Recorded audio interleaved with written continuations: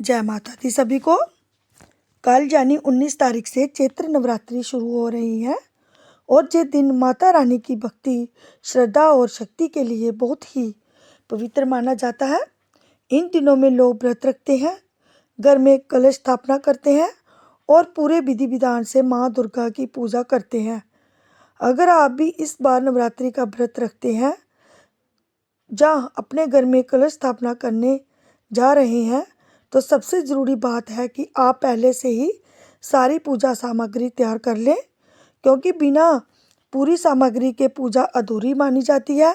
इस वीडियो में मैं आपको नवरात्रि पूजा के लिए ज़रूरी हर एक सामग्री के बारे में डिटेल में बताऊंगी और साथ ही उनका महत्व भी समझाऊंगी, ताकि आप पूरी श्रद्धा के साथ पूजा कर सकें और माता रानी का आशीर्वाद पा सकें। सबसे पहले हम बात करते हैं कलश की स्थापना। नवरात्रि का सबसे महत्वपूर्ण हिस्सा होता है कलश को मिट्टी या पीतल के बर्तन में स्थापित किया जाता है और उसमें शुद्ध जल या गंगा जल भरा जाता है। कलश के ऊपर नारियल रखा जाता है जो शुभ और समृद्धि का प्रतीक होता है। नारियल को लाल कपड़े या किसी चुन्नी से बांधा जाता है और कलश के मुंह पर आम के पत्ते लगाए जाते हैं जो जीवन और हरियाली का प्रतीक होता है। कलश स्थापना के साथ ही मिट्टी में जौ बोए जाते हैं। कई लोग कनक भी बीजते हैं। इन जौ को नवरात्रि के 9 दिनों तक पानी दिया जाता है और ये विधि और सफलता का प्रतीक होता है। अब बात करते हैं रोली, हल्दी और चावल यानी अक्षत की। ये तीनों चीज़ें हर पूजा में सबसे ज़रूरी होती है। रोली और हल्दी तिलक के लिए यूज़ होती है और चावल यानी अक्षत पूजा में अर्पण किया जाता है जो पूर्णमता को प्रतीक होता है। इसके बाद आती है मोली या कलावा। इसे हाथ में बांधना जाता है और ये शुभ माना जाता है और ये सुरक्षा और हमारी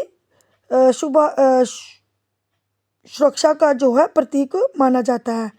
पूजा में फूल और माला को भी बहुत महत्व होता है। माता रानी को तेज फूल चढ़ाए जाते हैं और चुनरी चढ़ाकर उनका श्रृंगार किया जाता है जो श्रद्धा और संपन्न को दर्शाता है।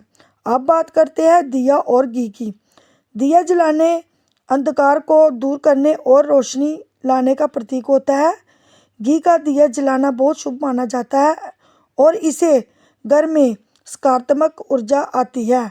साथ ही अगरबत्ती और धूप जगाई जाती है जिसे वातावरण सुगंधित और पवित्र बनाता है। भोग के लिए मिश्री, बताशा, फ्रूट और ड्राई फ्रूट रखे जाते हैं। ये सब माता रानी को अर्पण किया जाता है और बाद में प्रसाद के रूप में बनाए जाते हैं। इसके अलावा पान, सुपारी, इलायची और लौंग भी पूजा की सामग्री में शामिल किए जाते हैं। ये परंपरा का हिस्सा है और शुभ माने जाते हैं।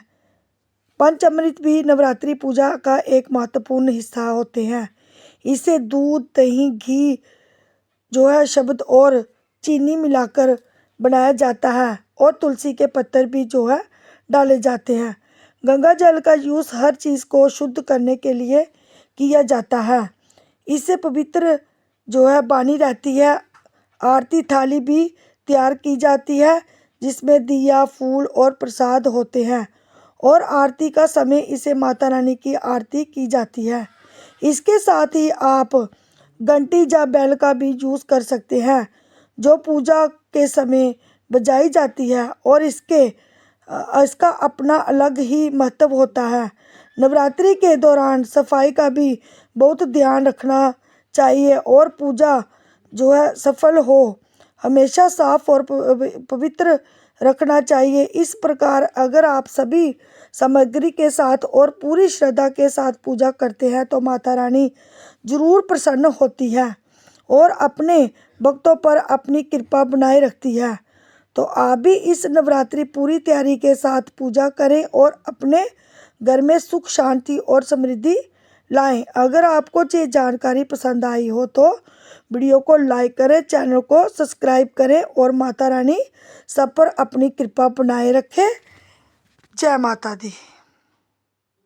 तो गाइस, ये थी नवरात्रि पूजा सामग्री के बारे में जो मैंने आपको बताया है।